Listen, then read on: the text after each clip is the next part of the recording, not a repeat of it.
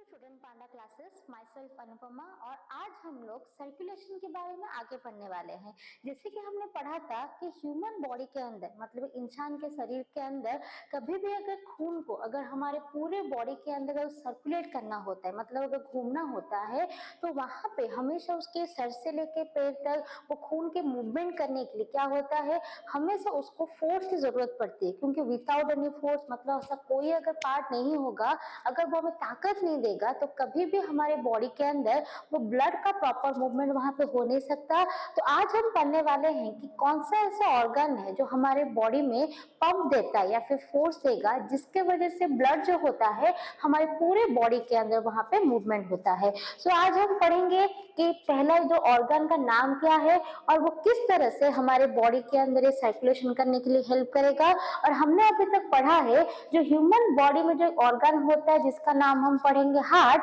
जो क्या करता है that basically provide the force, वो ताकत देता है जिसके वजह से क्या होगा कि हमारे बॉडी में ब्लड का मूवमेंट हो सकता है। अभी क्वेश्चन आता है फोर्स की क्या जरूरत है, हमें एग्जाम्पल लेके समझ सकते हैं। अभी मानिए अगर हमें कुएं से पानी निकालना पड़ता है या फिर हम घर पे जैसे कि अगर इस्तेमाल करने के लिए अगर पानी को हमें नीचे हमें जमीन से लेकर टैंकी पर अगर चढ़ाना होता है तो अपने आप कभी वो पानी जा नहीं सकता। उसको हमेशा अगर मानिए अगर हम पंप का यूज करेंगे घर पे पानी उठाने के लिए तो वहां पे हम इलेक्ट्रिक फोर्स देते हैं जिसके वजह से वो क्या करेगा, पानी जमीन से उठ के टैंक पे चढ़ता है जिसको हम इस्तेमाल करते हैं। तो अभी सोचिए उसी हिसाब से अगर हमारे बॉडी में पूरे हमारे बॉडी के पार्ट के अंदर हर एक सेल के पास अगर खून को पहुंचाना है तो वहां पे क्या है वो फोर्स वहां पे कौन देगा, हमारा हार्ट देता है, जिसके वजह से वो जो खून होगा वो हमारे अलग अलग बॉडी पार्ट में वहां पे अच्छी तरह से वहां पे मूवमेंट करेगा। तो आज हम वही पढ़ने वाले हैं कि वो हार्ट क्या है,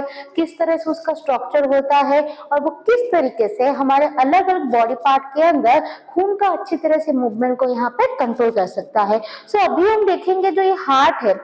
वो किस तरह का होता है और किस तरह का उसका स्ट्रक्चर जिसकी वजह से यहाँ पे वो ब्लड फ्लो को कंट्रोल करेगा। तो एक्चुअली अगर आपने बुक देखा होगा तो वो जो हार्ट का स्ट्रक्चर होता है वो एक कॉनिकल डायग्राम की तरह होता है, बट वो वाले डायग्राम को हम समझने से पहले उसके एक सिंपल सा डायग्राम से हम उसके कौन से पार्ट होते हैं वो सब के बारे में जान लेते हैं। तो अभी ये जो सर्कल है उसको हम मान लेते हैं हमारा हार्ट है, उसके अंदर कौन से पार्ट होते हैं किस तरह से होता है। तो मानिए कि जैसे कि ये सर्कल वो एक हार्ट का छोटा सा एक पिक्चर हमने बनाया है और उसमें पार्ट क्या क्या है। अभी अगर यहाँ पे आप देखिएगा तो मानो कि अगर हार्ट होगा तो पहले देखिए जैसे कि ये पहले एक हार्ट का जैसे कि एक पार्ट का एक कोना बन गया, फर्स्ट वाला पार्ट हो गया। अभी यहाँ पे अगर देखेंगे इसका सेकेंड वाला पार्ट आ गया, फिर अगर आपका देखेंगे ये आपका थर्ड वाला पार्ट आता है, फिर उसके बाद आता है आपका फोर्थ वाला पार्ट। तो ये क्यों मैं बता रही कि 1 2 3 4 क्या है, जिससे कि सर्कल कैसे 4 अलग अलग हिस्से बन गए वैसे ही हमारे ह्यूमन हार्ट के अंदर भी ऐसे क्या है 4 छोटे छोटे ऐसे पार्ट से जिसको हम बोलते हैं 4 चैम्बर। इसीलिए आपने पढ़ा होगा कि बोलते हैं कि human heart is made up of 4 chamber. That mean हमारे हार्ट के अंदर से 4 छोटे छोटे चैम्बर से जिससे क्या है हमारे हार्ट का पूरा फंक्शन यहाँ पे कंट्रोल होता है। तो अभी हम ये देखेंगे कि जो ह्यूमन हार्ट के 4 चैम्बर्स होते हैं जो आपको दिख रहा है यहाँ पे अभी पूरे 4 चैम्बर बन गए। अभी जो ह्यूमन हार्ट का 4 चैम्बर्स है वो वहां पे कौन से चैम्बर्स होते हैं और उनका नाम क्या है। तो हम ऐसे जनरली हम ऐसे याद रखते हैं कि ह्यूमन हार्ट के जो अपर के 2 चैम्बर है मतलब ऊपर के 2 हिस्से होते हैं उसको हम क्या बोलते हैं हमेशा ऑरिकल्स, कि हमारे ह्यूमन हार्ट के जो अपर के चैम्बर्स होते हैं उनको हम बोलते हैं ऑरिकल और जो नीचे के 2 चैम्बर्स होते हैं उसको हम क्या बोलते हैं वहां पे वेंट्रिकल। तो यहाँ पे हमें ये याद क्या लिखने मिला कि ह्यूमन हार्ट के जो 4 चैम्बर है उसमें से ऊपर के 2 चैम्बर्स होते हैं उसका होते हैं ऑरिकल और नीचे के 2 चैम्बर्स होते हैं उसको बोलेंगे वेंट्रिकल। बट आपको ये 4 चैम्बर यहाँ पे दिख रहे हैं तो कौन सा वाला चैम्बर किस तरह का काम करता है या फिर कौन सी तरह के सब्सटेंस को वो मूवमेंट करने के लिए हेल्प करेगा, उसके हिसाब से हमने ह्यूमन हार्ट के चैम्बर को 2 हिस्सों में बांटा है। एक होता है आपका लेफ्ट पार्ट और एक आता है राइट पार्ट। तो उसके अकॉर्डिंग अगर देखा जाएगा पहले हमारा ये हार्ट का जो ये चैम्बर बनता है बिकॉज हमने पढ़ा है कि जो ऑरिकल मतलब वो हमारा अपर वाला चैम्बर है। तो यहाँ पे हम क्या देखेंगे कि जो ह्यूमन हार्ट का ये जो अपर वाला चैम्बर है जिसको हम बोलेंगे ऑरिकल या एट्रियम, अगर मानिए ये हमारे हार्ट का ये वाला हमारा राइट वाला एरिया है, और ये हमारा हार्ट का ये लेफ्ट वाला एरिया है, क्योंकि वो राइट वाले पार्ट में है और ऊपर पार्ट में आता है, इसलिए उसका नाम हम क्या लिखेंगे वहां पे, राइट ऑरिकल। और राइट ऑरिकल को क्या लिखते हैं हम, अल्फाबेट आर ए से रिप्रेजेंट किया है। मैं वापस से बता देती हूँ कि ह्यूमन हार्ट के 4 चैम्बर को हमने 2 हिस्सों में बांटा है। एक होता है हार्ट का राइट पार्ट और एक आता है हार्ट का लेफ्ट पार्ट। और उसके बाद हमने क्या देखा कि जो ऊपर वाले चैम्बर्स होते हैं उनका नाम होता है ऑरिकल, और नीचे वाले चैम्बर जो होते हैं उनका नाम होता है वेंट्रिकल। तो उसके हिसाब से ये जो हार्ट के अपर के जो राइट वाले चैम्बर्स होते हैं उसका नाम हमने लिखा है राइट एट्रियम, या फिर राइट ऑरिकल भी बोल सकते हैं, जिसको हमने अल्फाबेट आर ए से उसको हमने रिप्रेजेंट किया है। उसके बाद हमारा जो हार्ट का दूसरा वाला, उसी के नीचे जो एक चैम्बर होता है उसका अल्फाबेट हमने क्या लिखा है यहाँ पे, आर बी, क्योंकि वो राइट वाले पार्ट में आता है। और कभी भी हार्ट का अगर कोई भी नीचे वाले पार्ट के बारे में लिखते हैं तो वहां पे क्योंकि हम वेंट्रिकल वाला टर्म यूज करते हैं, तो राइट ऑरिकल के नीचे जो चैम्बर है उसका नाम क्या होता है, आरवी, राइट वेंट्रिकल, जिसको हमने यहाँ पे आरवी लिख के उसको हमें रिप्रेजेंट किया है। तो ये तो हो गया हमारा हार्ट का एक हिस्सा, जहाँ पे ऊपर है एट्रियम, राइट एट्रियम, क्योंकि वो राइट साइड में है, और उसके नीचे बिल्कुल आपको क्या मिलेगा वहां पे, राइट वेंट्रिकल। तो उसी हिस्सा, जैसे कि ये हार्ट के चैम्बर में एक एट्रियम और एक वेंट्रिकल प्रेजेंट है, वैसे ही हमारे हार्ट का जो दूसरा वाला पार्ट है जहां पे हम देखेंगे कि जैसे कि यहाँ पे राइट एट्रियम प्रेजेंट था, उसी हिस्सा से हार्ट के दूसरी तरफ आपको यहाँ पे क्या मिलेगा, लेफ्ट एट्रियम वाला पार्ट, और उसी के बिल्कुल नीचे क्या होता है, हमारा दूसरा वाला चैम्बर जो बिल्कुल ऑरिकल के नीचे होता है, जिसको क्या बोलेंगे हम, हमारा वेंट्रिकल। तो जैसे कि यहाँ पे राइट एट्रियम, उसके नीचे राइट वेंट्रिकल प्रेजेंट है, वैसे उसके दूसरे वाले हिस्से में आपको क्या मिलेगा, लेफ्ट एट्रियम, और उसके नीचे क्या है, लेफ्ट वेंट्रिकल। और ऐसे ही 2 एट्रियम और 2 वेंट्रिकल की वजह से क्या है, हमारे हार्ट के 4 चैम्बर बनते हैं, और इसीलिए हम पढ़ते हैं कि human heart is 4 chamber, which is consist of 2 upper auricle and 2 lower ventricle. तो अभी हम देखेंगे ये जो हार्ट के 4 चैम्बर्स के बारे में हमने पढ़ा, तो ये 4 चैम्बर के अंदर किस तरह से ब्लड फ्लो होता है, या फिर हमारे बॉडी में जो सर्कुलेशन होगा, कि ब्लड का वो मूवमेंट होगा, वो वहां पे किस तरह से हो सकता है। तो अभी मानिए कि 4 हार्ट चैम्बर प्रेजेंट है, और हमें पता है कि जो हार्ट होता है ब्लड को पंप करेगा, दैट मीन्स वो फोर्स देगा, जिसकी वजह से हमारे अलग अलग बॉडी पार्ट के अंदर ब्लड का मूवमेंट हो सकता है। तो अभी हम पहले देखेंगे कि अगर हार्ट चैम्बर्स वहां पे प्रेजेंट है, तो पहले उसको तो खून को कहीं पे जाने के लिए फोर्स देना पड़ेगा, लेकिन उससे पहले उसके अंदर तो पहले खून आना चाहिए ना। तो अभी खून आने के लिए क्या है कि हमारे बॉडी के अंदर कोई भी पार्ट में अगर खून वहां पे पहुंचेगा, उसके लिए ट्यूब लाइक स्ट्रक्चर या फिर पाइप लाइक चीजों की जरूरत होती है, जिसको हम कौन सा टर्म से रिप्रेजेंट करते हैं, जिसको हम बोलते हैं हमारा ब्लड वेसल। तो ह्यूमन बॉडी के अंदर जितने भी ऐसे पाइप लाइक स्ट्रक्चर्स होते हैं, जिसके वजह से हार्ट के साथ साथ हमारे बाकी सारे बॉडी पार्ट्स के अंदर खून पहुंचता है, जिनको हम बोलेंगे ब्लड वेसल। तो वैसा एक ब्लड वेसल होता है जिसका हम नाम देखेंगे वेना कावा, जो क्या करेगा कि अलग अलग बॉडी पार्ट से क्या करता है, राइट ऑरिकल के पास जहाँ पे क्या करेगा, खून मूवमेंट करना, मतलब ब्लड का ट्रांसपोर्ट करना स्टार्ट करेगा। वापस से बता देती हूँ, जैसे कि हमने पढ़ा ये ब्लड वेसल है, जैसे कि पहले यहाँ पे ब्लड वेसल राइट एट्रियम के पास कनेक्ट हुआ, तो ये ब्लड वेसल क्या करेगा कि खून को अभी डिफरेंट बॉडी पार्ट से कहाँ पे फिलअप करना स्टार्ट करेगा, वो राइट एट्रियम में। और जब राइट एट्रियम ये खून की वजह से, मतलब वेना कावा की वजह से अभी राइट एट्रियम फिल हो गया, अभी क्या करेगा, वो राइट एट्रियम में जितना भी ब्लड होता है वो कहाँ पे ट्रांसपोर्ट करना स्टार्ट करेगा, राइट वेंट्रिकल में। आप यहाँ पे देख सकते हैं कि लिखा गया है कि राइट एट्रियम जब भी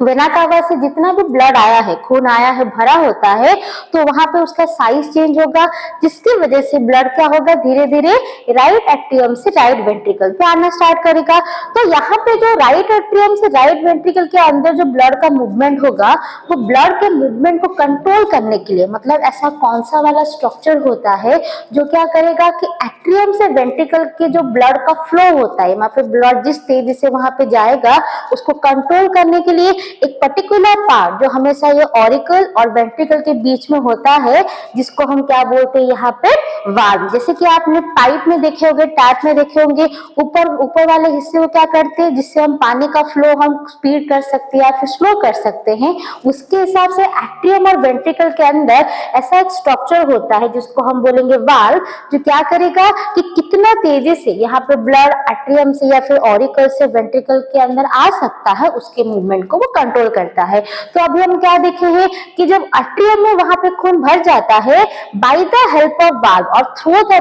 वाल्व, वो क्या करेगा, वो खून एट्रियम से कहां पे आना स्टार्ट होगा, अभी यहाँ पे वेंट्रिकल में आ गया। तो अभी हम देखेंगे जब ब्लड यहाँ पे कॉन्स्टेंटली मूवमेंट करेगा, मतलब फोर्स आने की वजह से एट्रियम से ब्लड कहाँ फिलअप होते गया, वेंट्रिकल में। अभी क्या होगा उसके बाद कि वेंट्रिकल अभी क्या कर रहा है, ग्रेजुअली वो खून से भर गया क्योंकि ब्लड का मूवमेंट हुआ। तो अभी ब्लड कहाँ फिल हो गया, अभी पूरे एट्रियम से खून आके अभी राइट वेंट्रिकल में भर जाता है। और जब भी ये राइट वेंट्रिकल ब्लड से पूरा फिलअप हो जाता है, अभी यहाँ पे फिलअप हो जाने के बाद क्या होगा, क्योंकि राइट वेंट्रिकल फिल हो गया है, अभी राइट वेंट्रिकल वापस से क्या करेगा कि हम बोलेंगे कि राइट वेंट्रिकल ब्लड जब फिलअप कर देता है, देन वापस से क्या होगा, हमारे अलग अलग बॉडी पार्ट में ब्लड सप्लाई होना स्टार्ट होंगे। क्योंकि अभी हार्ट के पास खून प्रेजेंट है, बट अभी हार्ट से हमें पता है अलग अलग ऑर्गन के पास जाता है। तो जब राइट वेंट्रिकल के पास ब्लड आ जाता है, वो हमारे बॉडी का जो नेक्स्ट पार्ट है जिसको हम बोलेंगे लंग्स, वहां पे क्या करता है, ब्लड का मूवमेंट के लिए हेल्प करेगा।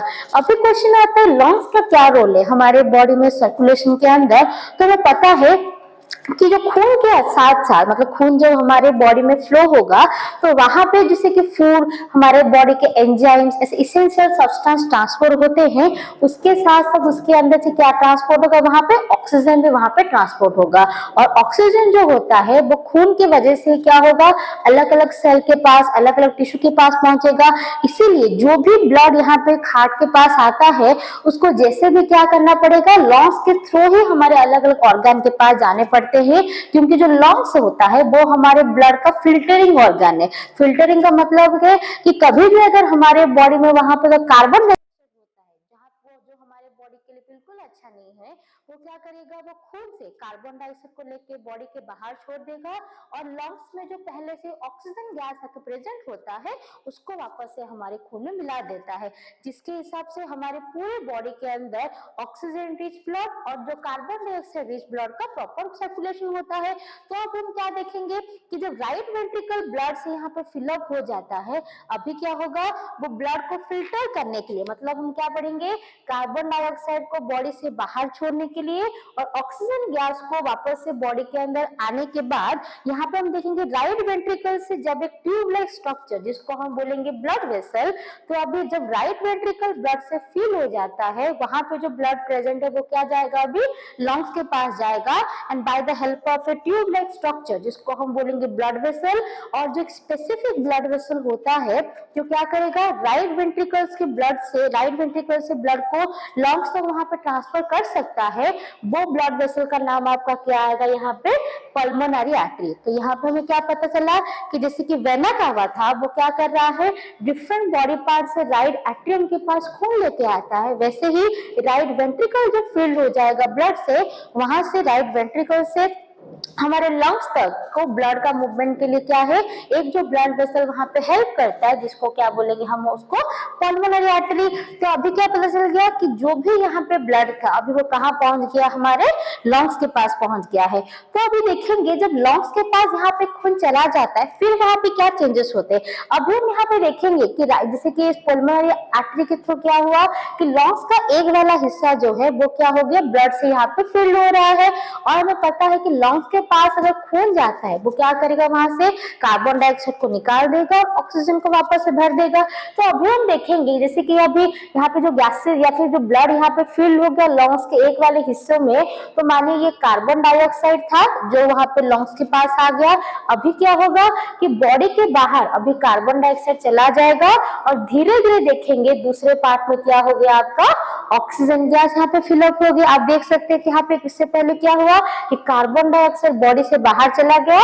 और धीरे धीरे बॉडी के अंदर क्या हो गया, ऑक्सीजन गैस का ट्रांसपोर्ट हो गया। अभी जो है लंग्स के पास क्या हुआ, हमारा जो भी ब्लड अभी राइट वेंट्रिकल से गया अभी वहां पे फिल्टर हो गया, मतलब कार्बन डाइऑक्साइड बॉडी से बाहर चला गया और ऑक्सीजन गैस बॉडी के अंदर आ गया। अभी जो हमारे बॉडी ब्लड जो अभी जो लंग्स के पास प्रेजेंट है अभी उसमें क्या है, कार्बन डाइऑक्साइड के हिसाब से ऑक्सीजन का अमाउंट मतलब ऑक्सीजन की मात्रा वहां पे ज्यादा है। अभी वो ऑक्सीजन वाला ब्लड क्या होगा कि वहां पे लंग्स से निकलकर कहां पे ट्रांसपोर्ट होके आएगा, हमारे लेफ्ट एट्रियम के पास आता है। और जो ब्लड वेसल जो क्या करेंगे, लंग्स से वो जो ऑक्सीजन रिच ब्लड को लेफ्ट एट्रियम के पास या फिर लेफ्ट ऑरिकल के पास लाने के लिए हेल्प करेंगे, वो ब्लड वेसल का नाम हम क्या देखेंगे यहाँ पे, पल्मोनरी वेन। तो लंग्स से राइट लेफ्ट एट्रियम के आने के लिए जो ब्लड वेसल होता है उसका नाम हमारा क्या पढ़ेंगे, पल्मोनरी वेन। और जैसे कि हमने पढ़ा था, कभी भी अगर ब्लड हमारा आर्टरी के पास या फिर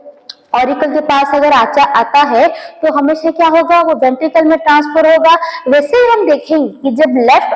ऑरिकल के पास पल्मोनरी वेन की वजह से ब्लड आ जाता है, अभी वो क्या करेगा, लेफ्ट एट्रियम जब पूरे ब्लड से वो भर जाता है, वो ब्लड अभी क्या होगा, लेफ्ट एट्रियम से कहां पे आना स्टार्ट करेगा, वो लेफ्ट वेंट्रिकल में आना स्टार्ट करता है। और जैसे कि यहाँ पे वाल्व की तरह स्ट्रक्चर था, वैसे यहाँ पे क्या होगा कि लेफ्ट एट्रियम जब पूरे ब्लड से फिलअप हो जाता है, वो अभी क्या करेगा,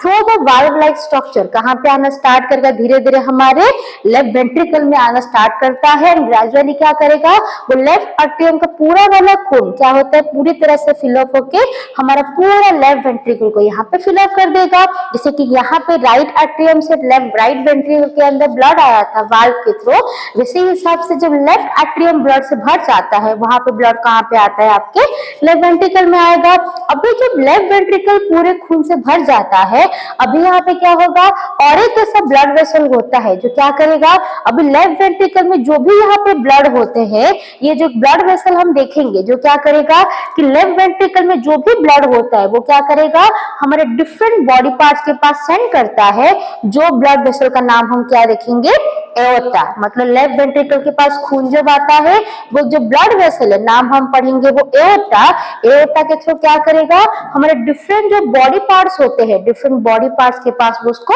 सप्लाई कर देता है। क्योंकि अगर कार्बन डाइऑक्साइड हो या फिर वो ऑक्सीजन वाला हो, हमारे बॉडी के अंदर वो प्रॉपर ब्लड का मूवमेंट हो पाता है by the help of blood vessel. तो अब लेफ्ट वेंट्रिकल में जब वो ब्लड आएगा, वो क्या करेगा, एओर्टा की मदद से हमारे डिफरेंट बॉडी पार्ट्स के पास उसको वो पहुंचा देता है, जिसकी वजह से क्या देखेंगे कि हमारे बॉडी को जो ब्लड का प्रॉपर वहां पे मूवमेंट हो सकता है।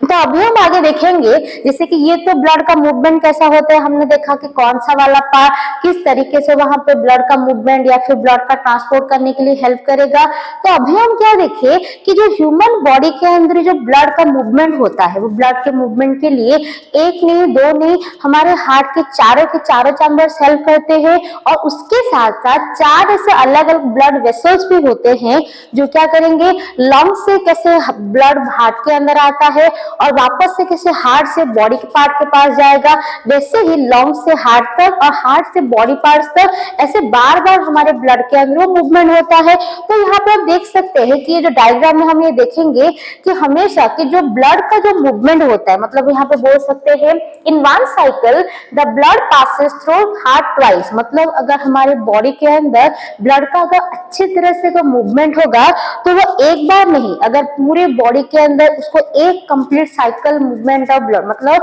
पूरे बॉडी के अंदर एक बार ब्लड को अच्छी तरह से मूव कराना होता है, तो वो एक बार नहीं क्या होता है, 2-2 बार हमारे हार्ट के अंदर से जाके गुजरता है। और इसके वजह से हम बोल सकते हैं, क्योंकि हमारे वो जो हार्ट के अंदर ब्लड का मूवमेंट होता है वो 2-2 बार होके आता है, इसलिए हम बोल सकते हैं कि the circulation in human being is known as, जिसकी वजह से वो ब्लड क्या होगा, 2-2 बार हमारे हार्ट के अंदर से मूव करेगा। उसके लिए हम एक पर्टिकुलर टर्म का यूज करते हैं जिसको हम क्या बोलेंगे यहाँ पे, डबल सर्कुलेशन। मतलब for a complete circulation of blood in human heart it basically goes through the heart twice. मतलब पूरे बॉडी के अंदर ये ब्लड का जो मूवमेंट होगा, ये पूरे ब्लड का मूवमेंट कंट्रोल करने के लिए वो 2-2 बार हार्ट से गुजरता है। और जिसके लिए हम क्या करते हैं, टर्म का यूज करते हैं जो आता है डबल सर्कुलेशन, जो कि आपका शॉर्ट क्वेश्चन होता है कि what you mean by double circulation and explain the process. जहां पे आपको ये 4 चैम्बर, उसके 4 डिफरेंट डिफरेंट ब्लड वेसल, और कौन से स्ट्रक्चर के अंदर वो एक बार हार्ट के अंदर भी आता है और एक बार बाहर पे जाके पूरा हमारा ह्यूमन बॉडी में ब्लड सर्कुलेशन को कंट्रोल करेगा, उसके बारे में आपको लिखना होगा, जिसको हम पढ़ेंगे यहाँ पे डबल सर्कुलेशन। तो अभी हम देखेंगे कि ह्यूमन बॉडी में डबल सर्कुलेशन की वजह से क्या है कि लंग से हार्ट तक ब्लड आ जाता है, वापस से हार्ट से बॉडी पार्ट से वापस से हार्ट, तो इसे बार बार मूवमेंट होता रहता है। तो अभी हम देखेंगे कि जब ह्यूमन हार्ट के अंदर ऐसे सारे ब्लड वेसल्स प्रेजेंट है या फिर अलग अलग ऑर्गन्स या चैम्बर्स अगर प्रेजेंट होते हैं, तो ये पूरा वाला डायग्राम मतलब सभी जगह पे ब्लड वेसल का नाम भी लिखा होगा, हार्ट के चैम्बर्स का नाम भी लिखा होता है, जो पूरे मूवमेंट को कंट्रोल करेगा, जिसका सबसे पहले एक डायग्राम में जहाँ पे सारी चीजें मेंशन होंगे, ये आपका वो डायग्राम है। यहाँ पे आप देख सकते हैं हमारे 4 चैम्बर जो है, right atrium, left atrium, right ventricle, left ventricle, ये चारों के चारों ऑर्गन, चारों के चारों चैम्बर मेंशन है। उसके साथ साथ जो भी हमने ब्लड वेसल पढ़ा, जैसे कि हमने पढ़ा वेना कावा, जो क्या कर रहा है, राइट एट्रियम के पास ब्लड लेके आता है, और जो हमने वेना कावा पढ़ा है वो एक्चुअली कितने टाइप के होते हैं, 2 टाइप के होते हैं, जो हमारे डिफरेंट बॉडी पार्ट से राइट एट्रियम तक ब्लड लेके आते हैं, और जो वेना कावा हमारे लोअर बॉडी पार्ट से वो ब्लड को लेके आता है, उसको क्या बोलेंगे हम, इंफीरियर वेना कावा। और उसी तरह से जो हमारा ब्लड वेसल या फिर जो vena cava upper body part से वो खून को लेके आता है, उसको क्या बोलेंगे हम, सुपेरियर वेना कावा। और वो दोनों वेना कावा कहाँ पे ब्लड रिलीज करते हैं, इनटू द राइट एट्रियम। और हमने ये पढ़ा है कि कभी भी अगर खून राइट एट्रियम के पास आते हैं, वो कहाँ जाएगा, वाल्व की मदद से, ठीक, तो वाल्व की मदद से वो कहाँ पे ब्लड को ट्रांसफर करना स्टार्ट कर देता है, अभी राइट वेंट्रिकल में, और वापस से राइट वेंट्रिकल में आने के बाद वो कहाँ पे जाते हैं, हमने पढ़ा हमारे डिफरेंट राइट वेंट्रिकल से अभी कहाँ जाएगा, वो हमारे डिफरेंट जैसे कि लंग्स के पास जाता है, वहां पे लंग्स पे ब्लड फिल्टर करने के लिए, और वापस से लंग्स के पास फिल्टर होके बॉडी पार्ट्स के पास आएगा। तो इसके हिसाब से हमारे पूरे बॉडी में ये जो 4 के 4 चैम्बर्स होते हैं और ये ब्लड वेसल्स होते हैं, ये पूरे मूवमेंट के लिए वो हेल्प करेंगे। और आपके एग्जाम में ये वाला डायग्राम जनरली आता है, तो आपको कौन सा वाला चैम्बर कहाँ पे है वो याद रखना है, कौन सा ब्लड वेसल कहाँ पे ये याद रखना है, क्योंकि आपके क्वेश्चन में डायग्राम बेस्ड क्वेश्चन में आपको जनरली इसके सारे पार्ट को लेवलिंग करने होते हैं और इसके फंक्शंस आपको लिखना होता है, जहां पे हमने पढ़ेंगे 4 चैम्बर्स क्या क्या था और कौन से ब्लड वेसल वहां पे थे जो ये पूरे सर्कुलेशन को वहां पे कंट्रोल करते हैं। तो अभी हम आगे देखेंगे जैसे कि यहाँ पे हार्ट के 4 चैम्बर और जो ब्लड वेसल्स होते हैं वो किस तरह से ब्लड का मूवमेंट किया, तो हमें देखेंगे। अभी हम आगे देखेंगे ये जो ब्लड का जो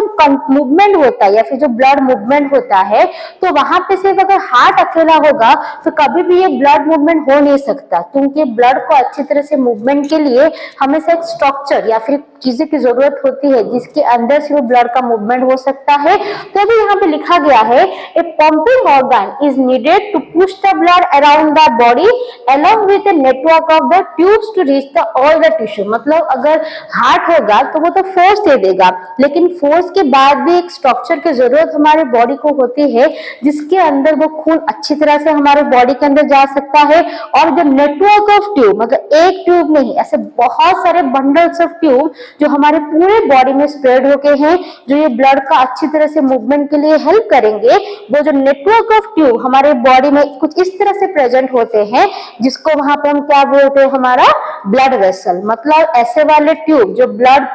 मूवमेंट के लिए हमारे पूरे बॉडी में हेल्प करते हैं, वो होता है हमारे बॉडी के ब्लड वेसल, जो हमारे बॉडी में जैसे कि आपने देखा होगा मकड़ी का जाल जैसे होता है, उसके हिसाब से बहुत सारे ट्यूब लाइक स्ट्रक्चर हमारे पूरे बॉडी के अंदर, पूरे शरीर के अंदर फैले हुए होते हैं, जहां पे ब्लड का मूवमेंट होगा, जिसको भी हम क्या बोल सकते हैं, यहाँ पे ब्लड वेसल बोल सकते हैं।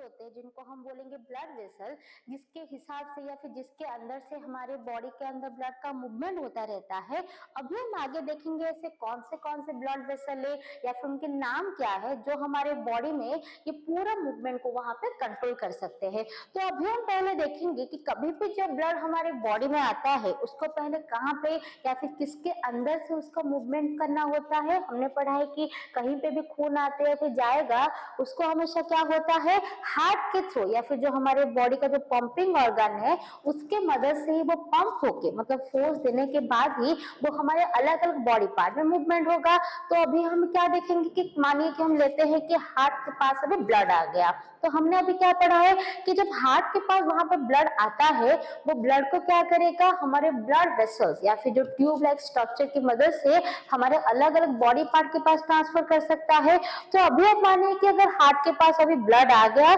अभी क्या होगा कि हम देखिए यहाँ पे लिखा होगा कि जो वो हार्ट के पास ब्लड आता है वो अभी क्या करेगा, हमारे अलग अलग बॉडी पार्ट के पास पहुंचता है by the help of blood vessels का हमने पढ़ा है क्या है, एओर्टा। बट अब मानिए कि तो हार्ट तो एक ऑर्गन है तो एओर्टा भी वहां पे एक होगा, तो क्या एक एओर्टा काफी है हमारे पूरे बॉडी के अंदर ब्लड का फ्लो करने के लिए? इसका आंसर होगा नहीं, क्योंकि हमारा एक जो एओर्टा होता है हमारे इतने सारे ऑर्गन या फिर टिश्यू के पास कभी ब्लड पहुंचा नहीं सकता। तो वहां पे क्या होगा कि जब एओर्टा हार्ट से ब्लड को ले लेता है वो क्या करेगा, लिखा गया है it divides to form artery. तो अभी हार्ट है, एक एओर्टा निकलेगा, क्योंकि एक एओर्टा काफी नहीं है हमारे पूरे बॉडी के अंदर ब्लड का मूवमेंट कंट्रोल करने के लिए। अभी वो एओर्टा क्या होगा, डिवाइड होके बहुत सारे छोटे छोटे ट्यूब लाइक स्ट्रक्चर में वो कन्वर्ट हो जाता है, जिसको हम क्या लिखेंगे यहाँ पे, आर्टरी। लेकिन अभी क्वेश्चन है कि आर्टरी भी काफी नहीं है इतना सारा कि वो हमारे हर सेल हर टिश्यू के पास वहां पे पहुंच सकता है।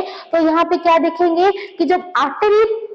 खुद काफी नहीं होता है हमारे अलग अलग सेल या टिश्यू के पास ब्लड का फ्लो मूवमेंट कंट्रोल करने के लिए, तो वहां पे अभी क्या होगा, so reaching the tissue and the artery divide and redivide into smaller vessel called the capillary. तो क्योंकि आर्टरी भी जब ब्लड सप्लाई करेगा तभी भी वो हमारे सेल और टिश्यू जो बिलियंस ऑफ नंबर में प्रेजेंट होते हैं उनके पास पहुंचने के लिए भी काफी नहीं होता। तो अभी क्या होगा, वो जो आर्टरी है वो क्या होगा, डिवाइड हो कैसे, बहुत सारे छोटे छोटे ट्यूब लाइक स्ट्रक्चर में वो कन्वर्ट हो जाता है, जिसको हम क्या बोलेंगे, कैपिलरी। आपको पता है कैपिलरी क्या है, किस तरह से काम करता है। सो हम देखेंगे कि कोई भी सब्सटेंस अगर ब्लड के अंदर से आता है, पहले मानिए वो एओर्टा में आया, एओर्टा बाद में डिवाइड होकर क्या बना, हमने पढ़ा आर्टरी में डिवाइड होता है, और बाद में जब वो आर्टरी होता है अपने आप को डिवाइड करते करते बहुत एक छोटे छोटे ट्यूब वाले स्ट्रक्चर में कन्वर्ट होगा, जिसको हम क्या पढ़ेंगे यहाँ पे, कैपिलरी। उसके फंक्शन क्या है, तो लिखा गया है कि exchange of materials takes place between the blood and the surrounding cell across the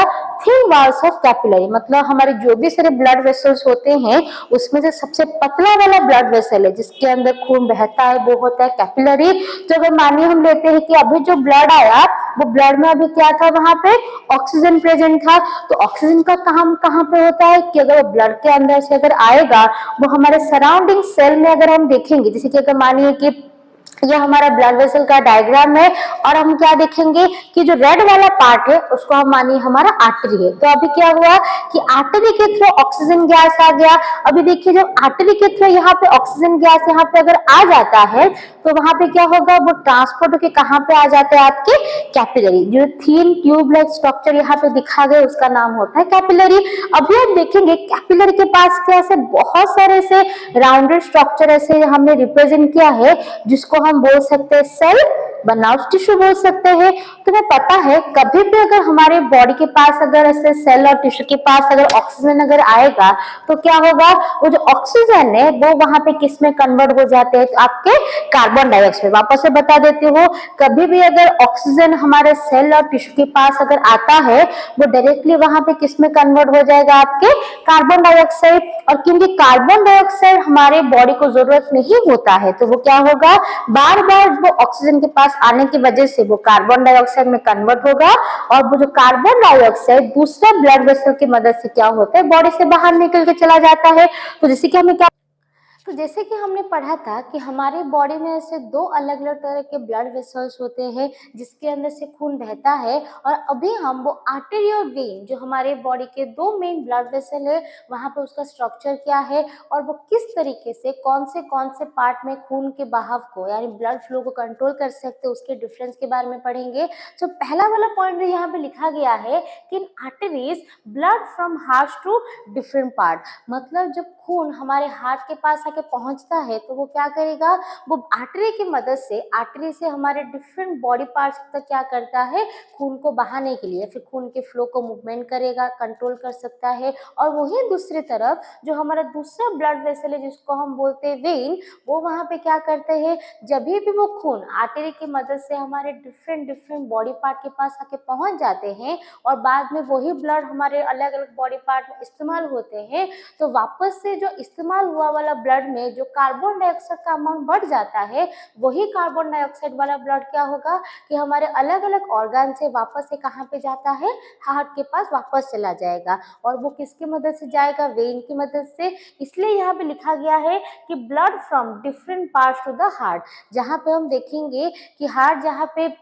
हमारा आर्टरी, जहाँ पे ब्लड का मूवमेंट बॉडी हार्ट से बॉडी पार्ट तक ट्रांसफर करने के लिए हेल्प करेगा, और वहीं पे वेन क्या करता है कि अलग अलग बॉडी पार्ट से हार्ट तक ब्लड ट्रांसफर करने के लिए वापस से हेल्प करेगा। सेकेंड पॉइंट ये देखेंगे, लिखा गया है कि blood is under high pressure, मतलब ब्लड जो यहाँ पे क्या करेगा, उसके जो ब्लड जो वहाँ पे फ्लो होके जाता रहता है, तो वो फ्लो के टाइम पे वहाँ पे क्या होगा कि क्योंकि जो आर्टरी का वाल होता है वो बहुत थिक होता है, बहुत ही मोटा होगा, इसके वजह से जब भी खून आर्टरी के अंदर से जाता है उसको हमेशा एक हाई फोर्स या फिर प्रेशर के अंदर से मूवमेंट करना पड़ता है। इसलिए आपको ये याद रखना पड़ेगा कि कभी भी जब आर्टरी के अंदर खून जाता है उसको हमेशा हाई प्रेशर, और क्यों वो हाई प्रेशर आता है, because of the thicker wall of the artery, जो आर्टरी का जो वॉल होता है वो बिकॉज बहुत ज्यादा मोटा होता है, इसके वजह से ब्लड क्या होगा यहाँ पे अंडर हाई प्रेशर यहाँ पे वो मूव कर सकता है। अभी देखेंगे उसके बदले में यहाँ पे क्या होगा कि जो वेन का स्ट्रक्चर होता है, मैं ये एक एक पॉइंट आपको बता रही हूँ ताकि आपको याद रखने में इजी हो सकता है। जहाँ पे अभी हमने पढ़ा कि आर्टरी का वॉल ठीक होने की वजह से ब्लड को वहाँ पे अंडर प्रेशर मूव करना पड़ता है, वहाँ पे जो हमारे वेन्स होते हैं वो वेन का वॉल इतना थिक नहीं होता, बहुत ही पतला होता है। इसकी वजह से यहाँ पे पॉइंट लिखा गया है कि blood is not under high pressure, मतलब यहाँ पे जो खून के मूवमेंट के लिए क्या होते हैं, कोई सडन प्रेशर उसको एक्सपीरियंस वहाँ पे, या फिर जब वो खून वहाँ पे जाता है उसको ऐसा कोई फोर्स यहाँ पे प्रेशर को अपने अंदर मूवमेंट या फिर अपने अंदर को मूवमेंट मैनेज करने की जरूरत नहीं पड़ती। तीसरा वाला हम पॉइंट देखेंगे क्योंकि वो अंडर हाई प्रेशर कब होता है, क्योंकि जो आर्टरी का वाल यहाँ पे क्या है, पहले बहुत ज्यादा थिक है, मोटा होता है, और उसके साथ साथ इसके वाल्स कैसे होते हैं, आपके इलास्टिक वॉल्स होते हैं। इलास्टिक वॉल का मतलब है कि जब भी खून आर्टरी के अंदर से जाएगा तो वहां पे उसका साइज धीरे धीरे बड़ा भी हो सकता है, छोटा भी हो सकता है। तो ये जो कॉन्स्टेंटली, मतलब वो लगातार ऐसे बड़ा छोटा होता रहता है on the basis of blood कहाँ पे जा रहा है, कितने तेजी से जा रहा है, और वही जो आर्टेरियल मूवमेंट को हम बोलते हैं कि इलास्टिक वाल प्रॉपर्टी, जिसके वजह से खून क्या होगा, बहुत तेजी से और अंडर प्रेशर हमारे आर्टरी के अंदर से मूव हो सकता है। वहीं दूसरी तरफ जो वेन होते हैं, हमें पता है यहाँ पे ब्लड को कोई प्रेशर क्यों नहीं एक्सपीरियंस करना पड़ता है, बिकॉज ये जो वेन का वाल होता है बहुत ही वो क्या होगा, थिन होगा, और थिन होने के साथ साथ तो वो उतना प्रेशर भी नहीं दे सकता, इसलिए ब्लड जब यहाँ पे मूव होता है कोई उसको प्रेशर मिलता भी नहीं है। और उसके साथ साथ इसके जो वाल होते हैं वो उतने ज्यादा इलास्टिक नहीं होते, बहुत ही कम इलास्टिक होते, मतलब कंपेयरिंग टू आर्टरी, वेन्स के वाल में ना इतना ज्यादा थिकर स्ट्रक्चर होगा जो वो हाई प्रेशर देगा, या फिर उसमें इलास्टिसिटी प्रॉपर्टी ज्यादा प्रेजेंट होगा। हम उसके बाद नेक्स्ट पॉइंट पे आएंगे, वाल्व्स। जैसे कि हमने इससे पहले पढ़ा था कि जो वेन होता है, वेन क्या करेगा कि अपने अंदर ब्लड फ्लो के मूवमेंट को कंट्रोल करने के लिए वहां पे एक स्ट्रक्चर होता है जिसके बारे में हम पढ़े थे पहले से, वाल्व, जो आपको यहाँ पे भी डायग्राम में दिखेगा कि जो वाल्व होता है, जैसे कि ये हमने जब पढ़ा था कि जो वेन होता है वो एक ट्यूब लाइक स्ट्रक्चर है जो अपने अंदर क्या करेगा, ब्लड के मूवमेंट को कंट्रोल करेगा। और यहाँ पे आप देख सकते हैं जब वेन के अंदर से ब्लड मूवमेंट करता है, ये वाले पार्ट जो वहाँ पे उसके ओपनिंग और क्लोजिंग को कंट्रोल कर सकता है, जिसको हम बोलेंगे वाल्व। और ये जो वाल्व होता है, हमने ये पढ़ा है कि वो क्या है, हमारे जो ब्लड वेसल का सबसे मेन वाला स्ट्रक्चर होता है जो ब्लड के मूवमेंट को कंट्रोल कर सकता है। और वही वाला पार्ट के बेसिस पे हमारे पास और एक डिफरेंस ये आ जाता है कि जो आर्टरी होते हैं वो आर्टरी के पास ये वाल्व वाला स्ट्रक्चर यहाँ पे बिल्कुल नहीं है, ये पूरी तरह से वहाँ पे एब्सेंट है। क्यों एब्सेंट है, क्योंकि जो आर्टरी का थिकर वॉल होता है, उसका जो मोटा वाला वाल है वो कभी भी ब्लड के मूवमेंट को या फिर ब्लड के फ्लो को स्टॉप करने नहीं देगा, वो हमेशा आगे बढ़ता चला जाएगा। जहाँ पे वेन की अगर बात करेंगे तो वेन का वाल क्योंकि बहुत ही पतला होता है और वो इतना पतला वाल होता है कि वो शायद ब्लड को उतना फोर्स नहीं दे सकता कि वो हमारे सारे बॉडी पार्ट्स में प्रॉपरली मूवमेंट कर सकता है, या फिर हो सकता है खून बहते बहते वापस से पीछे वाले तरीके से पीछे वाले रास्ते से वापस बॉडी में आ जाए। तो वही मूवमेंट को कंट्रोल करने के लिए क्या है, जहाँ पे आर्टरी में उसके थिक वॉल की वजह से वहाँ पे वाल्व नहीं होता है, वहीं पे वेन्स में हम देखेंगे कि valves are present to prevent the backflow of blood. मतलब जब वहाँ पे खून एक ही दिशा में एक ही डायरेक्शन में वहाँ पे मूव कर रहा होगा, उसके मूवमेंट को बैकवर्ड मूवमेंट को मतलब पीछे अगर वो ना मुड़ के कैसे ब्लड में वापस ना आ जाए, वही प्रोसेस को कंट्रोल करने के लिए वहाँ पे क्या होते हैं, वेन्स में हमारे वाल्व्स होते हैं। उसके बाद इसके लास्ट वाले पॉइंट में हम आते हैं आर्टरी और वेन का। तो आर्टरी का जो हमने पढ़ा इसका मेन फंक्शन है कि हार्ट से ब्लड को क्या करेगा, हार्ट से हमारे डिफरेंट बॉडी पार्ट्स को वो ब्लड सप्लाई करता है। एंड मोस्टली जितने भी हमारे आर्टरीज होते हैं सारे हमेशा क्या करते हैं, ऑक्सीजनेटेड ब्लड को ट्रांसफर करते हैं। ऑक्सीजनेटेड ब्लड का मतलब क्या है कि the blood which has high amount of oxygen gas. मतलब हमारे जितने भी हमारे बॉडी के आर्टरी के बारे में हम पढ़ेंगे, चाहे वो आपके कौन से बॉडी पार्ट में हो, वो सभी जगह पे क्या कर रहा है, ऑक्सीजनेटेड ब्लड कैरी करता है। बट एक्सेप्शन एक है, जैसे कि यहाँ पे लिखा होगा कि all artery carry oxygenated blood except one pulmonary artery. जो हमने अभी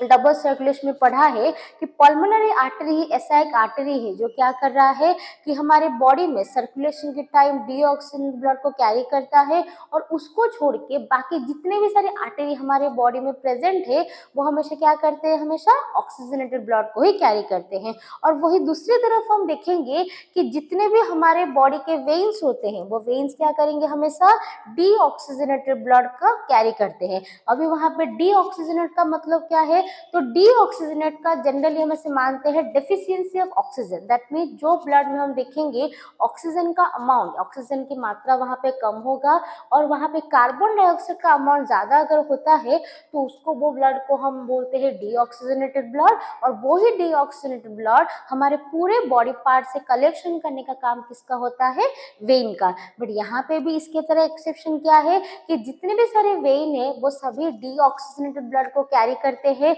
बट ऐसा एक एक्सेप्शन है जिसको हम बोलेंगे पल्मोनरी वेन, जो क्या करेगा, हमारे बॉडी में ऑक्सीजनेटेड ब्लड को कैरी करता है। मतलब आपको ये पॉइंट याद रखना पड़ेगा कि ऑल आर्टरी, जितने भी हमारे आर्टरीज होते हैं सारे ऑक्सीजनेटेड ब्लड कैरी करते हैं, एक्सेप्ट वन, एक ही होता है जो वहां पे ऑक्सीजनेटेड ब्लड को कैरी नहीं कर सकता है, जिसको हम बोलेंगे पल्मोनरी आर्टरी। और उसी तरह हम देखेंगे कि जितने भी सारे वेन्स है वो वेन्स क्या करते हैं, डीऑक्सीजनेटेड ब्लड को कैरी करते हैं। बट एक्सेप्शन क्या है, पल्मोनरी वेन, जो वहां पे क्या करेगा, ऑक्सीजनेटेड ब्लड को कैरी करता है। तो अभी हम आगे देखेंगे ये जो आर्टरी क्या है, वेन्स क्या है, तो हमने देख लिया। अभी हम आगे देखने वाले हैं कि जो हमारे जो ब्लड में सर्कुलेशन यहाँ पे हुआ कि हार्ट कैसे काम कर रहा है, लंग्स का उसमें क्या रोल है, बाकी हमारे ब्लड वेसल का क्या रोल है। तो अभी हम देखेंगे जो हमने डबल सर्कुलेशन के बारे में पढ़ा है, वो डबल सर्कुलेशन एक्चुअली जैसे कि हमने पढ़ा है कि 2 बार तो हमारे हार्ट के अंदर आता है, वापस चला भी जाता है, लंग्स के पास भी 2 बार आता है, ऐसे बोल के हमें डबल सर्कुलेशन में पढ़ा है। पर उसके साथ साथ उसके और एक तरीके से भी हम उसको डबल सर्कुलेशन नाम क्यों दिया गया है उसके बारे में भी हम देख सकते हैं। तो अब देखिएगा जैसे कि यहाँ पे एक फोटो हो रहा है जहाँ पे हम क्या देखेंगे, यहाँ पे हमारे बॉडी के 3 डिफरेंट पार्ट मेंशन है। पहला वाला पार्ट आपका लंग्स होता है, सेकेंड वाला पार्ट आपके हार्ट है, और ये थर्ड वाले पार्ट में हम देखेंगे बॉडी पार्ट्स है। तो यहाँ पे हम देखेंगे कि यहाँ पे जो हमारे डबल सर्कुलेशन की डिफरेंट मेथड्स होती है या फिर अलग अलग पार्ट उसमें इन्वॉल्व है, उसमें से एक जो सर्कुलेशन होता है, मतलब एक पर्टिकुलर सर्कुलेशन किससे किसके बीच में होगा, हमेशा होता है लंग्स और हार्ट के बीच में। जैसे कि यहाँ पे सर्कुलेशन में देख सकते हैं, पहले लॉन्ग कैपिलरीज यहाँ पे प्रेजेंट है जो कार्बन डाइऑक्साइड गैस को यहाँ पे बाहर छोड़ेंगे और ऑक्सीजन गैस को अंदर लाएंगे। तो वही वाला सर्कुलेशन कहाँ कहाँ पे होता है, लॉन्ग से लेके हार्ट के अंदर, मतलब लॉन्ग से हार्ट के अंदर एक टाइप का सर्कुलेशन आपका हो जाता है। और वापस से हार्ट के पास जो भी ब्लड आता है, मानिए वो ऑक्सीजनेटेड ब्लड होगा या फिर डीऑक्सीजन ब्लड होगा, वो क्या करेगा, हार्ट से वापस से हमारे क्या करता है, डिफरेंट बॉडी पार्ट्स के पास आता है by the help of aorta, या फिर यहाँ पे अगर देखेंगे हमारे अलग वेसल्स काम करते हैं। तो ये जो हमारा सर्कुलेशन है, यही तो हमने पढ़ा है कि 2 बार हार्ट के अंदर आता है, जाता है, लंग्स के पास भी 2 बार पहुंचता है। उसके साथ साथ उसके जो सर्कुलेशन टाइप होते हैं, वो सर्कुलेशन के टाइप में हम देखेंगे कि एक टाइप का सर्कुलेशन हमेशा उसके लंग्स और हार्ट के अंदर होता रहता है, और एक टाइप का सर्कुलेशन उसका कहाँ पे, हार्ट और बॉडी पार्ट्स के अंदर होता है। और अगर स्पेसिफिक टर्म का अगर यूज करेंगे कि the type of circulation takes place between lungs and heart, lungs और हार्ट के अंदर जो सर्कुलेशन होता है उसके लिए हम एक पर्टिकुलर टर्म यूज कर सकते हैं जिसको हम बोलते हैं पल्मोनरी सर्कुलेशन। मतलब लंग्स और हार्ट के बीच में जो सर्कुलेशन होगा उसको बोलेंगे हम पल्मोनरी सर्कुलेशन। उसी तरह से स्पेसिफिकली हार्ट से बॉडी पार्ट्स तक जो हमारा सर्कुलेशन होता है बॉडी के अंदर, उसके लिए हम टर्म का यूज करते हैं आपका सिस्टमैटिक सर्कुलेशन। तो इसके हिसाब से भी हम बोल सकते हैं कि ह्यूमन बॉडी के अंदर जो सर्कुलेशन होता है उसको डबल सर्कुलेशन बोल सकते हैं। One circulation takes place between lungs and heart, उसका नाम हम पढ़ेंगे पल्मोनरी सर्कुलेशन। और एक होता है हमारा हार्ट और बॉडी पार्ट्स के अंदर जो हम पढ़ेंगे सिस्टमेटिक सर्कुलेशन। तो इसके हिसाब से बोल सकते हैं कि because there are 2 types of circulation हमारे बॉडी के अंदर होता है during the one complete movement of blood, तो इसकी वजह से भी इसका नाम आपका क्या बना है, डबल सर्कुलेशन। तो अभी हम आगे देखेंगे डबल सर्कुलेशन तो हो गया। अभी हम देखेंगे कि जो हमारे डिफरेंट ब्लड वेसल्स या फिर डिफरेंट स्ट्रक्चर्स होते हैं वो किस तरह से बाद में रिपेयर होते हैं। बिकॉज अगर देखा जाएगा कि जहाँ पे भी अगर सर्कुलेशन होगा, कि जो हार्ट तो है वो तो हमारे बॉडी का पंपिंग ऑर्गन है, वो तो पंप होगा ही। पंप होते वक्त जब हमारे डिफरेंट ब्लड वेसल्स या फिर डिफरेंट बॉडी पार्ट में ब्लड आता है तो वहाँ पे क्या क्या चेंजेस होगा। तो देखिए वहाँ पे लिखा गया है कि कभी भी ब्लड जब हमारे ब्लड वेसल के अंदर आता है, this is a pressure greater in the arteries than in the vein. तो वहाँ पे हार्ट तो पंपिंग ऑर्गन है बोल के प्रेशर देगा, तो प्रेशर देने के साथ साथ जब भी वो हमारे ब्लड वेसल के अंदर भी वहाँ पे मूवमेंट करता रहता है, तो मूवमेंट की वजह से क्या होते हैं कि हमारे ब्लड वेसल्स के अंदर जो प्रेशर होगा उसमें से क्या देखेंगे कि जो आर्टरी का प्रेशर होता है, अभी हमने पढ़ा है जो आर्टरी का थिकर वॉल होता है जिसकी वजह से वहाँ पे हाई प्रेशर एक्सपीरियंस होते हैं और वेन के अंदर कम, तो वहाँ पे उसके जो प्रेशर कहाँ पे कितना आता है उसके अकॉर्डिंग हम अभी उसकी पढ़ेंगे कि कौन सा जगह पे ज्यादा प्रेशर क्रिएट होगा और कौन सी जगह पे कम। तो यहाँ पे आप देखिए कि जैसे कि हमारा हार्ट जो है यहाँ पे पंप कर रहा है, जैसे कि ब्लड जो होते हैं उसके एक चैम्बर से दूसरी चैम्बर्स के अंदर ऐसे मूवमेंट होते रहे हैं। तो अभी हम देखेंगे जो यहाँ पे जो हार्ट का ऐसे पंपिंग होने के टाइम, जैसे कि हम मान सकते हैं कि एक चैम्बर में कुछ ज्यादा ही प्रेशर होगा जिसके वजह से ब्लड क्या हो रहा है, बहुत ज्यादा फोर्सफुल या फिर ज्यादा ताकत के साथ दूसरे चैम्बर में आता है। और शायद होता है कि दूसरा चैम्बर उतना फोर्स नहीं दे सकता, तो उसके जो पूरे बॉडी के या फिर हार्ट के अंदर जो ब्लड का मूवमेंट होता है वहां पे हमेशा प्रेशर इसेंशियल होता है, क्योंकि विदाउट प्रेशर कभी भी ब्लड के अंदर मूवमेंट हार्ट के अंदर या फिर अलग अलग बॉडी पार्ट में हो नहीं सकता। तो वहाँ पे बॉडी के अंदर ब्लड के मूवमेंट के लिए हमेशा जो प्रेशर होता है उसके जनरली प्रेशर में 2 फेजेस वहाँ पे मेंशन करेंगे। एक फेजेस का नाम होता है आपका पढ़ेंगे कॉन्ट्रैक्शन और एक फेज का नाम हम पढ़ेंगे रिलैक्सेशन। कॉन्ट्रैक्शन का मतलब होता है, अगर हम नॉर्मली सेंटेंस में बोलेंगे तो रिडक्शन इन साइज, जब उसको हम प्रेशर मिलेगा और प्रेशर की वजह से उसका साइज अगर छोटा होता है तो उसको हम बोलते हैं रिडक्शन, जिसको हम बोलेंगे कॉन्ट्रैक्शन। और किसी स्टेज में देखेंगे कि जब वो साइज छोटा होने के बाद वापस से अपने पहले वाले शेप में आ जाता है, पहले वाले साइज में अगर आ जाता है तो उसको हम क्या बोलेंगे आपका रिलैक्सेशन। मतलब अगर प्रेशर दिए साइज छोटा हुआ तो कॉन्ट्रैक्शन, और वापस से जब वो अपने पहले वाले स्टेज में आ जाता है तो उसको क्या बोलेंगे रिलैक्सेशन। तो ये तो हमारे नॉर्मल टर्म्स होते हैं, बट बायोलॉजिकल टर्म में कभी भी अगर कॉन्ट्रैक्शन अगर होता है या फिर हार्ट के अगर उसका साइज रिड्यूस हुआ तो वहां पे कॉन्ट्रैक्शन के बदले हम एक और एक टर्म का यूज करते हैं जिसको हम बोलेंगे कौन सा, सिस्टोल। तो ह्यूमन हार्ट में जब वहां पे हार्ट का साइज कम होगा बिकॉज ऑफ प्रेशर, उसके लिए हम कौन सा टर्म यूज करेंगे वहां पे, सिस्टोल। मतलब डिफाइन ऐसे कर सकते हैं, the contraction of the heart chamber is called as systole. कभी भी हार्ट का चैम्बर अगर साइज में रिड्यूस हुआ तो उसको बोलेंगे सिस्टोल। और वहां पे जब हार्ट का चैम्बर वहां पे रिलैक्स होकर अपने पहले वाले शेप में आ जाता है उसको आपको क्या बोला जाएगा, डायस्टोल। मतलब ये जो हार्ट का पंपिंग हो रहा है उसमें हमेशा सिस्टोल एक बार होता है, डायस्टोल होगा, जिसके वजह से सिस्टोल और डायस्टोल दोनों की वजह से क्या होता है, हमारे ये जो हार्ट यहाँ पे ब्लड को पंप कर पाता है। और वही सिस्टोल और डायस्टोल की वजह से क्या है, सर्कुलेशन भी पॉसिबल होता है और हमारा हार्ट प्रॉपरली पंप कर पाता है, फोर्स कर पाता है ब्लड को, ताकि हमारे वो अलग अलग बॉडी पार्ट में वहां पे डिस्ट्रीब्यूट हो सकता है। तो यहाँ पे जो ब्लड का पंपिंग तो हमें पता चला कि सिस्टोल क्या करता है, डायस्टोल क्या करेगा। अभी हम देखेंगे जो वही ब्लड हमारे क्या करता है,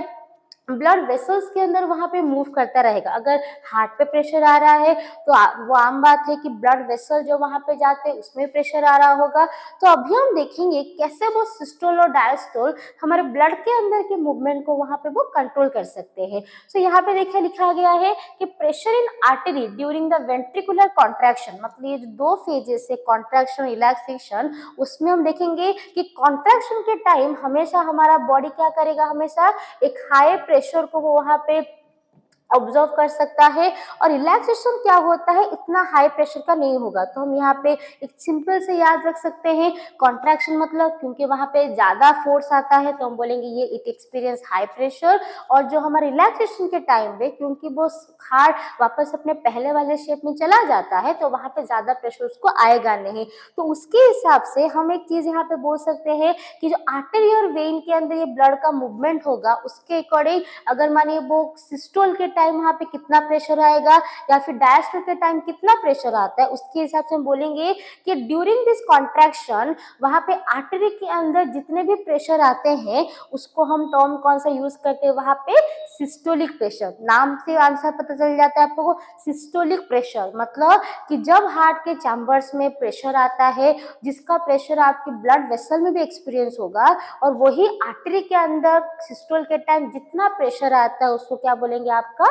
सिस्टोलिक प्रेशर। और यहाँ पे हम देखेंगे ह्यूमन बॉडी में, एक normal human body, healthy human body के अंदर नॉर्मल सिस्टोलिक प्रेशर आपको क्या कितना होता है, आपका 120 mmHg। जो आपका ह्यूमन हार्ट का एक कॉमन हेल्दी ह्यूमन बॉडी अगर होता है उसका सिस्टोलिक प्रेशर हमेशा रहेगा 120 mm/Hg। और उसी जगह पे हम देखेंगे जब हमारा बॉडी के हार्ट के चैम्बर्स या फिर ब्लड वेसल रिलैक्स कंडीशन में चले जाते हैं और वहां पे वो उससे जो लेस फोर्स वहां पे एक्सपीरियंस करते हैं, वहां पे एक टर्म का हम यूज करेंगे जिसको क्या बोला जाएगा, वहां पे डायस्टोलिक प्रेशर। और एक हेल्दी ह्यूमन बॉडी में डायस्टोलिक प्रेशर का वैल्यू कितना होता है आपका 180 mm/Hg। बट अभी सवाल ये आएगा कि पता कैसे चलेगा कि कहाँ पे कितना प्रेशर होता है या फिर कौन सी जगह पे ज्यादा प्रेशर हुआ या कम प्रेशर हुआ, क्योंकि वो तो हमारे बॉडी के अंदर के स्ट्रक्चर से, उसको तो बाहर से हम ऐसे देख के तो नहीं बता सकते। तो यहाँ पे ह्यूमन बॉडी के अंदर जब ब्लड फ्लो होता है वहां पे वो कितना प्रेशर वहां पे एक्सपीरियंस कर सकता है उसको जानने के लिए एक स्पेसिफिक इंस्ट्रूमेंट का मतलब एक डिवाइस का हम यूज करते हैं। जो आपने ये हर जगह पे अगर कहीं पे आप हॉस्पिटल में जाते हैं या फिर क्लिनिक में जाते हैं आपने इंस्ट्रूमेंट को देखा होगा। आप इसे देख सकते हैं कि ये जैसे कि एक पंपिंग ऑर्गन होता है जिसको हम ऐसे हाथ से प्रेस करते हैं, जिसके वजह से यहाँ पे क्या होगा, जैसे कि एक स्केल लाइक रीडिंग होता है जहाँ पे आपका दिखाता है कि वो कितना प्रेशर ले सकते हैं कितना नहीं। तो ये वो इंस्ट्रूमेंट है जिससे हम पता कर सकते हैं कि हमारे बॉडी के अंदर जब ब्लड फ्लो होता है वहाँ पे वो सिस्टोल के टाइम पे, कॉन्ट्रैक्शन के टाइम पे कितना प्रेशर ले रहा है और डायस्टोल के टाइम पे कितना प्रेशर ले सकता है। और वही इंस्ट्रूमेंट का नाम क्या होता है, स्पाइग्मो या फिर स्पिग्मो मैनोमीटर, जो हमारा इंस्ट्रूमेंट या फिर डिवाइस है जो हमारे बॉडी में ब्लड प्रेशर को मेजर करने के लिए यहाँ पे हेल्प कर सकता है। तो अभी हम आगे देखेंगे, ये तो ब्लड प्रेशर क्या है या फिर ब्लड के अंदर कैसे ब्लड फ्लो होता है ब्लड वेसल्स के अंदर, वो हमने देखा। बट अभी क्वेश्चन आएगा कि अगर इतने सारे ब्लड वेसल्स अगर एट ए टाइम एक ही बार में अगर ब्लड फ्लो करते रहते हैं तब तो क्या ऐसा होता है कि हमेशा वो ब्लड वेसल ठीक ही होंगे, या फिर उसमें कभी अगर बाई चांस अगर कुछ अगर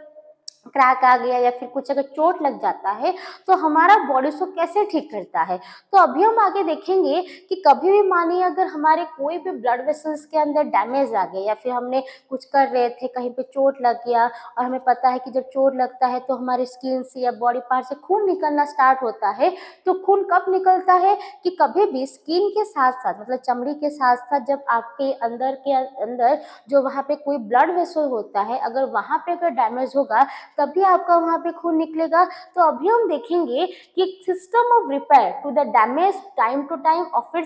ऑफ इट इज डैमेज, मतलब कोई भी अगर ब्लड वेसल्स यहाँ पे प्रेजेंट है और उसे कोई भी पार्ट में अगर डैमेज अगर आता है, तो वो डैमेज को रिपेयर करने के लिए क्या होगा, एक पर्टिकुलर सेल्स या फिर पर्टिकुलर हमारे जो बॉडी के अंदर पार्ट्स होते हैं जो क्या करेंगे, हमारे ब्लड वेसल को रिपेयर करने के लिए, वापस से ठीक करने के लिए हेल्प करेंगे। और वो ब्लड वेसल्स का नाम क्या होता है, प्लेटलेट। तो आपको हमने पढ़ा है कि ह्यूमन बॉडी में जो ब्लड में 3 टाइप के ब्लड सेल्स होते हैं, एक होता है आरबीसी, डब्ल्यूबीसी और प्लेटलेट। और उसमें जो ये प्लेटलेट जो सेल होते हैं वो क्या करेंगे कि कभी भी अगर किसी वजह से भी अगर हमारे ब्लड वेसल में अगर डैमेज होता है या फिर कहीं पे कट अगर होगा जहाँ से ब्लड लीकेज या फिर ब्लड फ्लो होना स्टार्ट हो जाता है, उसको रिपेयर करने के लिए क्या है कि हमारे ब्लड में एक्टिवली प्लेटलेट्स वहाँ पे प्रेजेंट होते हैं जो हमारे बॉडी में रिपेयरिंग करने के लिए वहाँ पे काम करते हैं। तो अभी हम देखेंगे कि प्लेटलेट किस तरह से हमारे बॉडी में ये जो ब्लड के जो लीकेज हो रहा है कट की वजह से या फिर कहीं पे इंजरी होने की वजह से, वो किस तरह से ब्लड के रिपेयर करेगा। तो अभी आप ये देख सकते हैं कि देखिए लिखा गया है, a cut damages the network of blood vessel causes leakage in a close system. माने जैसे कि ये हमारा हाथ है और वहां पे क्या हो गया, किसी वजह से भी छोटा सा कट हो गया। अब आप बता सकते हैं कि इतना छोटे से कट से क्या होगा, उसमें हमारे बॉडी को क्या क्या ऐसे प्रॉब्लम हो सकते हैं। अगर मानिए कि यहाँ पे एक पर्टिकुलर रेट में या फिर एक पर्टिकुलर स्पीड में वहां पे ब्लड का मूवमेंट हो रहा है, बट अगर यहाँ पे छोटा सा भी कट होना क्यों जाए, बट अगर यहाँ पे ब्लड अगर धीरे धीरे अगर लीकेज जैसा होता जाएगा तो हो सकता है कि जितना फोर्सफुली यहाँ पे ब्लड जा रहा होता है उतना फोर्स को प्रॉपरली मेंटेन नहीं कर सकता, जिसकी वजह से ब्लड के फ्लो में भी वहाँ पे प्रॉब्लम आ सकता है। और उसके साथ साथ क्या होगा कि हमारे बॉडी के लिए जो ब्लड है वो बहुत ही इसेंशियल होता है, क्योंकि ब्लड की मदद से ऑक्सीजन या फिर बोलेंगे न्यूट्रिशन, बहुत सारे एंजाइम्स और हार्मोन